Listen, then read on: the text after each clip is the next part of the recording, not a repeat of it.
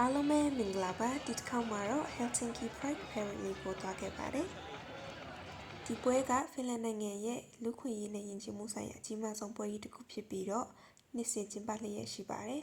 Pride Week အဖြစ်23ရက်နေ့ကနေ29ရက်နေ့အထိများသောအားဖြင့်ကျင်းပလျက်ရှိပါတယ်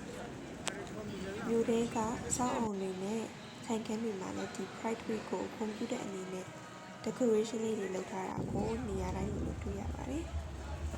Pride Week တစ်ပတ်တာအောင်မြင်စွာပြီးဆောင်ကြောင်းပေးတင်ဖို့အတွက်28ရက်နေ့6လ12နာရီမှာလှည့်လည်သွားကြမှာဖြစ်ပါတယ်။အဲဒီအတွက်ကြောင့်လည်းဆန္ဒတင်တော်တွေမှာ17နာရီတည်းလည်းအများကြီးရောက်နေပြီဖြစ်နေပါတယ်။လှည့်လည်လမ်းလျှောက်ဖို့အတွက်ဆန္ဒတင်တော်တွေရနေပြီးတော့ Kaivo Boys တို့သွားကြမှာဖြစ်ပါတယ်။ဒီနေ့ရဲ့ theme လေးကတော့ Pride Without Borders ဆိုတဲ့ theme လေးဖြစ်ပါတယ်။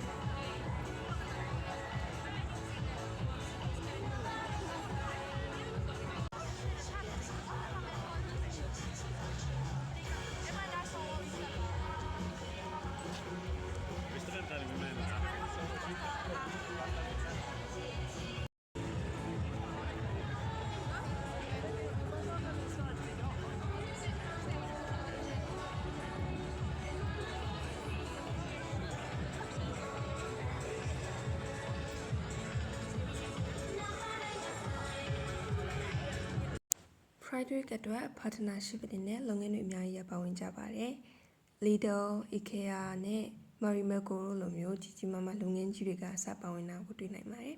။ဗီဒီယိုလေးကဒီလောက်ပါပဲ။အခုတော့အိမ်ပြန်ပါပြီ။ဒီလိုဗီဒီယိုလေးတွေကိုနောက်ထပ်လည်းတင်ပေးသွားမှာမို့လို့ subscribe လုပ်ဖို့မမေ့ကြပါနဲ့ဦးနော်။